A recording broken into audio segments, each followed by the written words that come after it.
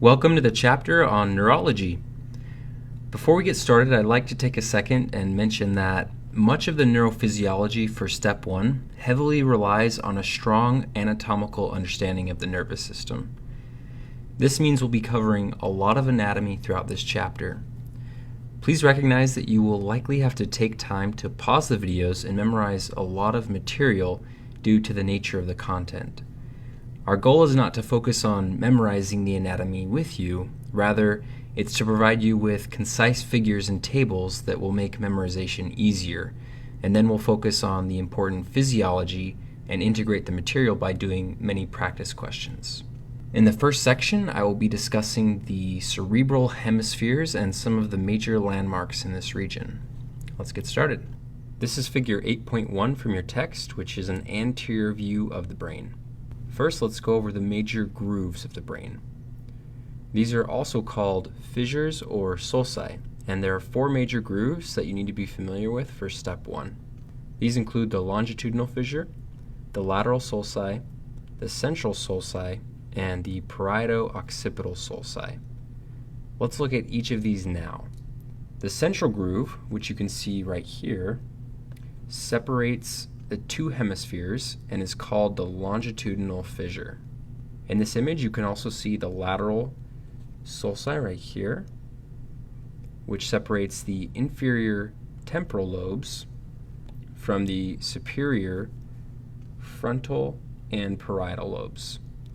So the temporal lobe is this region right here, and we can clearly see the frontal lobe right here. However, it's difficult to see the parietal lobe, so we'll look at that later in figure 8.2. So again, the lateral sulci separate the temporal lobes from the frontal and parietal lobes.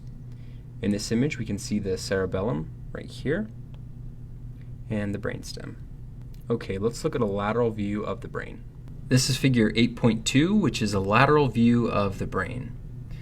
This is posterior, and this is anterior. Again, this is the lateral sulcus right here, and it can be easily seen from this lateral view. We can also see the central sulcus right here, which separates the frontal lobe from the parietal lobe. Finally, the parieto-occipital sulcus is hard to see in this image, but it's approximately right here, and it separates the parietal lobe from the occipital lobe. If we look at a sagittal view of the brain, we can more easily see the parieto-occipital sulcus. As a quick reminder, a sagittal view just means we've cut the brain in half through the longitudinal fissure like this. And we're looking at the inside of the brain from the side, so this is an eye, and we'd be looking at it from this angle. Okay, with this in mind, let's look at figure 8.3. This is figure 8.3, which is a mid-sagittal view of the brain. Again, this is anterior and this is posterior. In this image, we can clearly see the parieto-occipital sulcus right here. We'll cover more of the anatomy from this view later, but for now, let's see what your text says.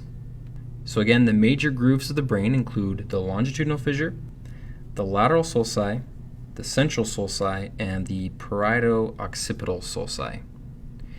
Okay, let's return to figure 8.2 and review the major lobes of the brain. As we can see, this is the frontal lobe, and just posterior to it is the parietal lobe. Inferior to the frontal and parietal lobes is the temporal lobe. Finally, the most posterior lobe is the occipital lobe. Again, the 4 major sulci we covered are helpful in clearly distinguishing between the different lobes. Okay, with this basic overview, let's talk about some of the important functions of the different lobes. Generally speaking, the frontal lobe is responsible for judgment, concentration, orientation, and primitive reflexes. Aside from this, there are 3 major gyri in the frontal lobe that you need to be familiar with. The first is the precentral gyrus. The name comes from the fact that this gyrus is directly anterior to or in front of the central sulcus, which is right here. hence the name precentral gyrus. This is also sometimes called the primary motor cortex, as we can see in parentheses. And this is because this gyrus is the location of all of the upper motor neurons that are responsible for movement.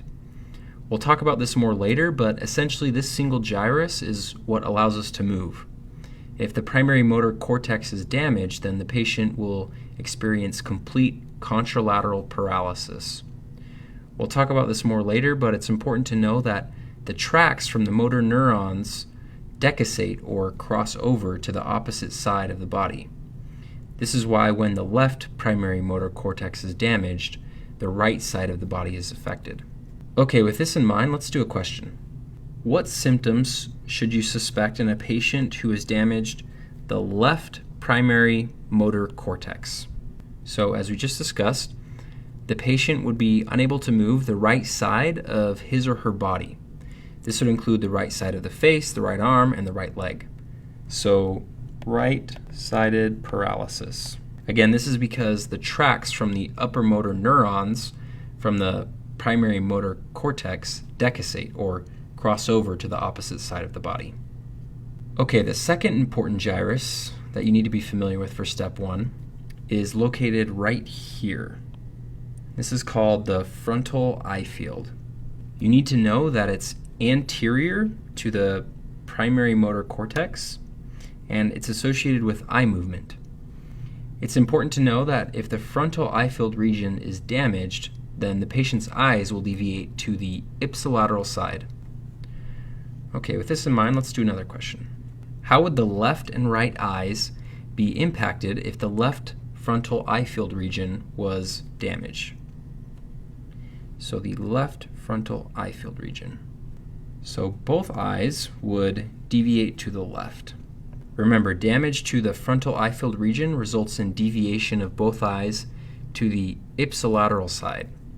Because the left frontal eye field region was damaged, we know that the eye should deviate to the left. The last gyrus that you need to be familiar with in the frontal lobe is located right here. This is called Broca's area. Notice how it's anterior to the primary motor cortex and superior to the lateral sulcus, which is right here. You also need to know that Broca's area is responsible for what some examiners like to call motor speech, which you can see in parentheses. We'll talk about this in more detail later in the chapter, but this just means the patient cannot speak, but the ability to understand what others are saying is intact. Okay, let's see what your text says. So again, there are 3 major gyri in the frontal lobe that you need to be familiar with. These include the primary motor cortex, the frontal eye field region, and Broca's area. The primary motor cortex is the location of all of the upper motor neurons that are responsible for movement. The frontal eye field region is associated with eye movement, and Broca's area is responsible for motor speech. Okay, let's move on to the parietal lobe. Again, the parietal lobe is right here.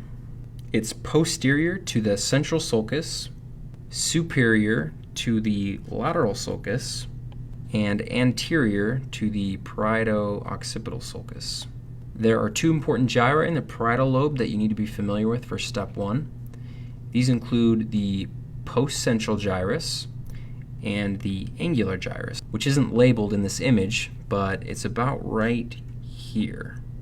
The postcentral gyrus is also called the primary sensory cortex, which we can see in parentheses. And this is just posterior to the central sulcus.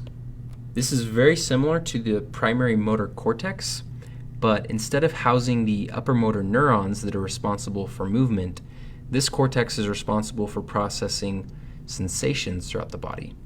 This would include temperature, vibration, proprioception, pain, and so forth.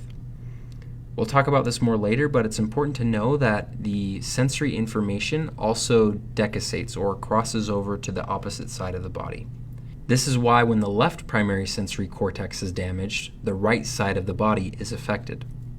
So for example, if the left primary sensory cortex was damaged, what symptoms would you expect in a patient? Well, the patient would lose sensory information on the right side of the body, so he or she wouldn't be able to feel pain, temperature, vibration, and other sensations on the right side of the body. Okay, the next important gyrus in the parietal lobe is the angular gyrus, which we've pointed out already.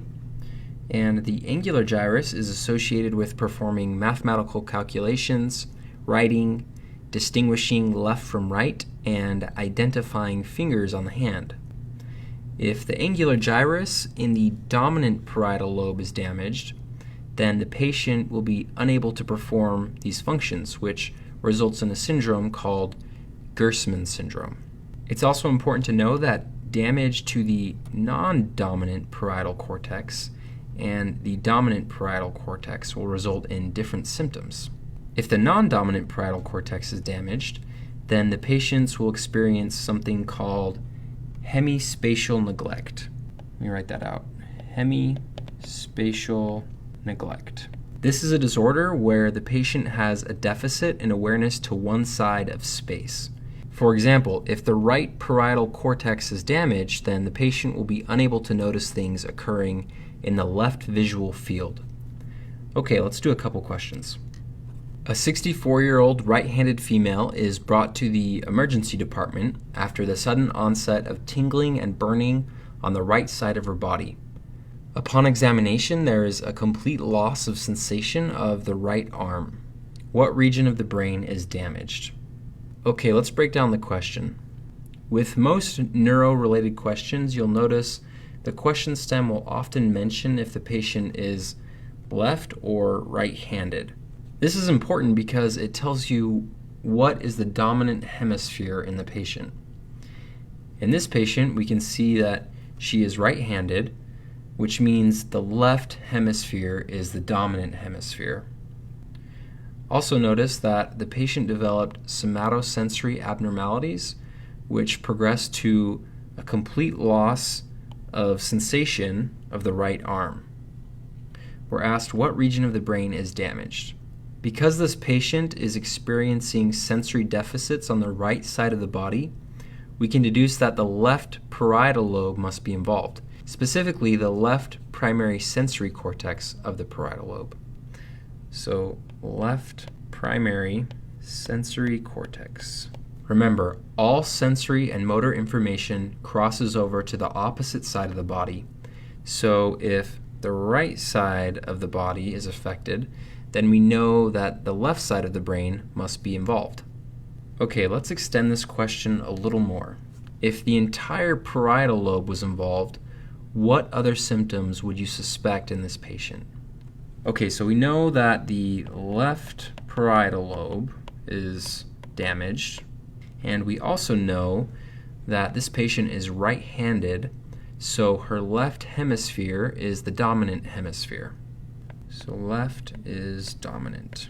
Recall that when the angular gyrus of the dominant parietal cortex is damaged, the patient can develop Gerstmann syndrome.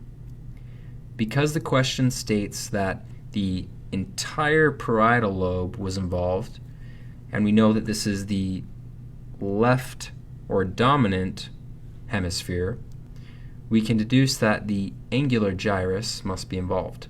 In this case, we'd expect the patient to have the symptoms associated with Gerstmann syndrome. Remember, symptoms of Gerstmann syndrome include the inability to perform mathematical calculations, the inability to write, the inability to distinguish left from right, and the inability to identify fingers on the hand. Okay, let's see what your text says. So again, there are two important gyri that you need to be familiar with in the parietal lobes. This includes the primary sensory cortex and the angular gyrus.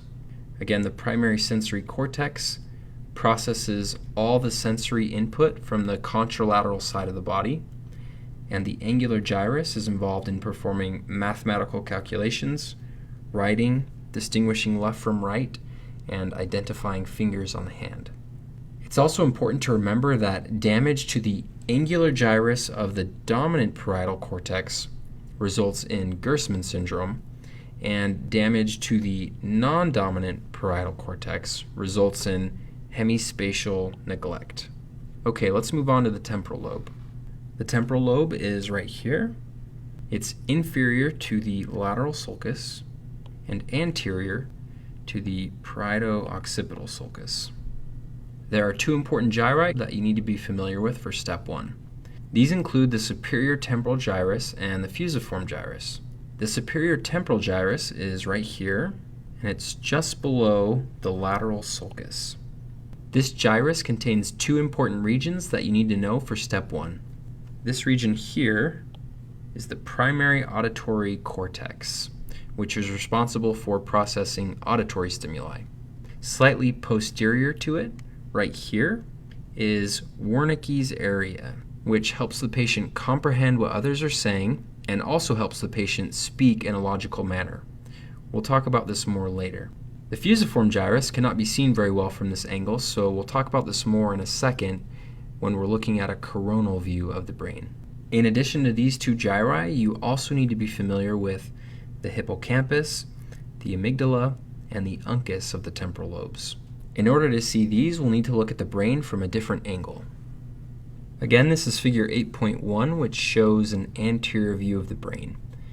If we cut the brain sagittally, slightly laterally to the midline, like this, and if we look at the brain from this angle, we can more easily see the hippocampus and the amygdala. This is figure 8.4 from your text, which is a lateral view of the limbic system and the basal ganglia. And again, this is a sagittal section of the brain, just lateral to the midline. Here we can see the thalamus and several important components of the basal ganglia, which we'll talk more about later. We can also see the hippocampus as it projects anteriorly, and at the tip of this region is the amygdala. It's important to know that the hippocampus is responsible for memory formation, and the amygdala is associated with emotions and decision making. Both of these structures are located in the temporal lobes of the brain and are an important part of the limbic system, which we'll cover in more detail later. Okay, now let's look at a coronal view of the brain and identify some of the important structures we've been talking about from a different angle. Recall that a coronal view is achieved by cutting the brain like this and looking at the brain from this angle. This is figure 8.5, which shows a coronal view of the brain.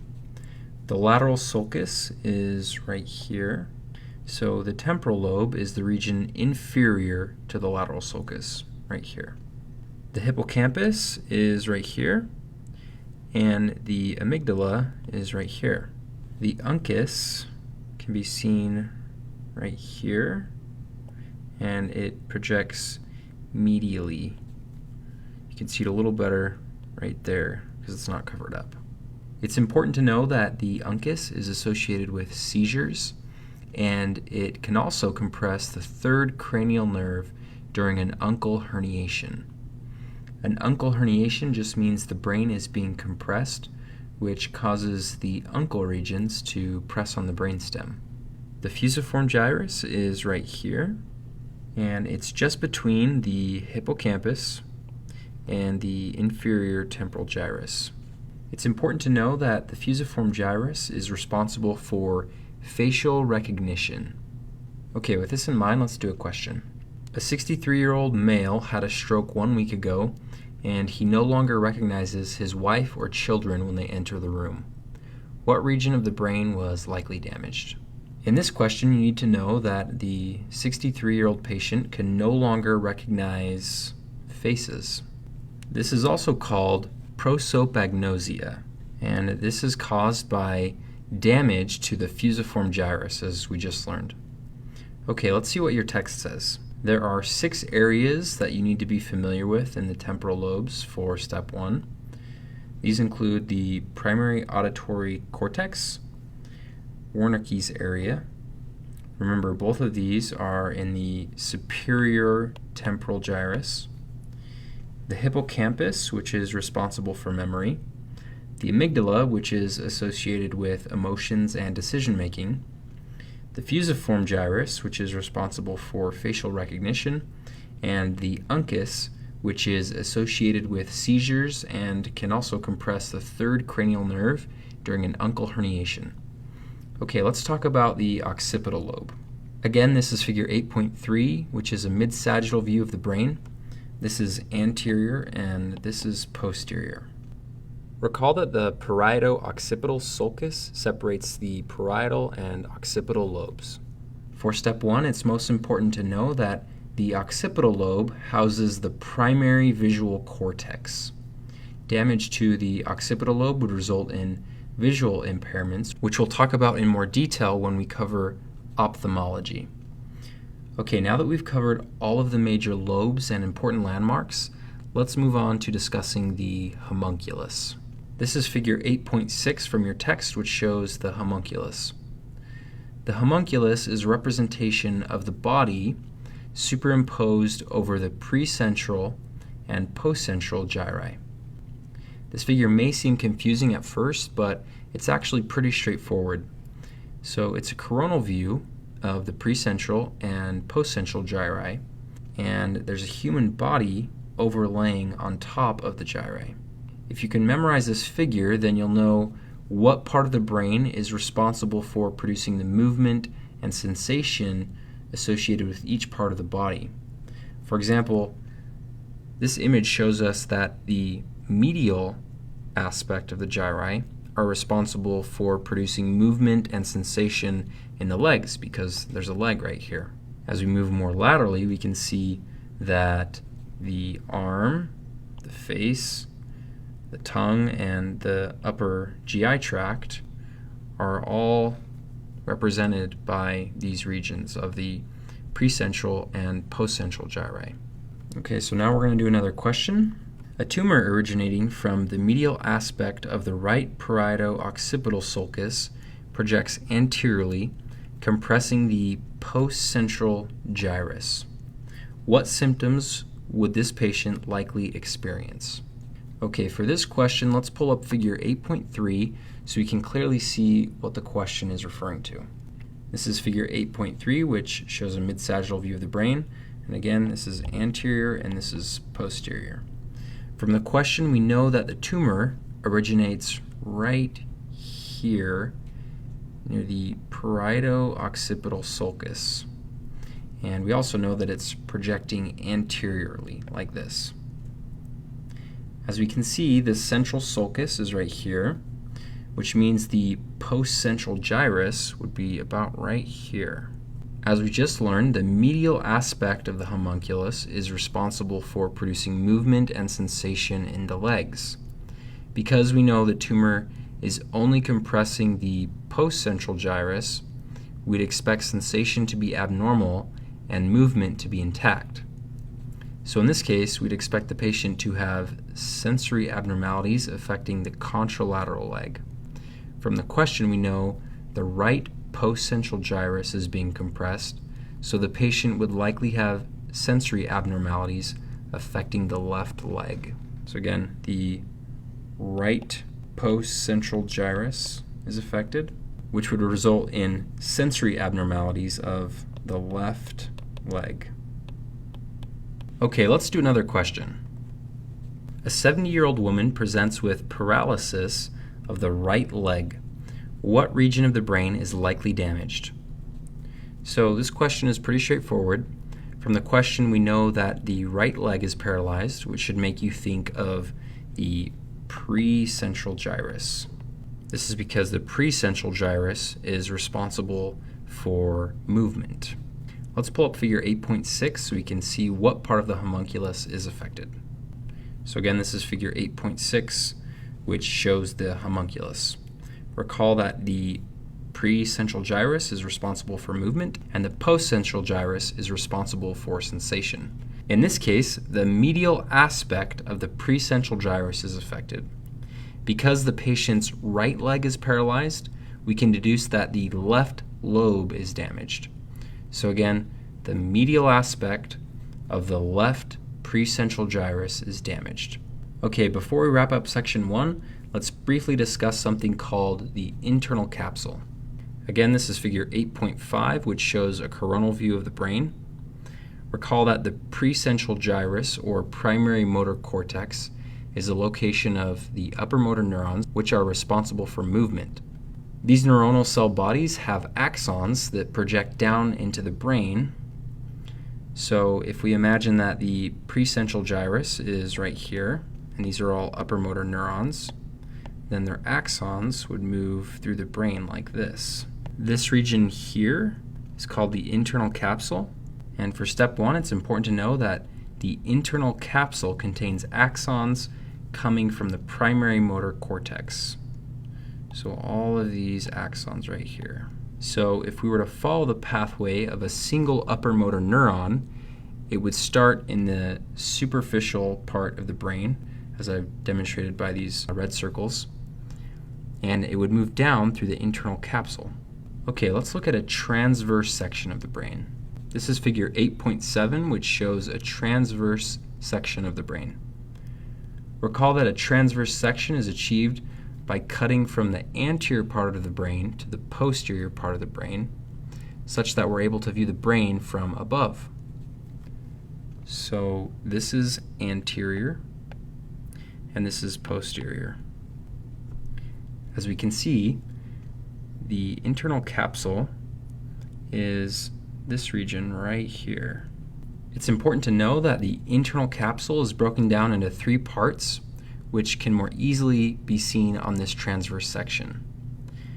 We have the anterior limb, the genu, and the posterior limb.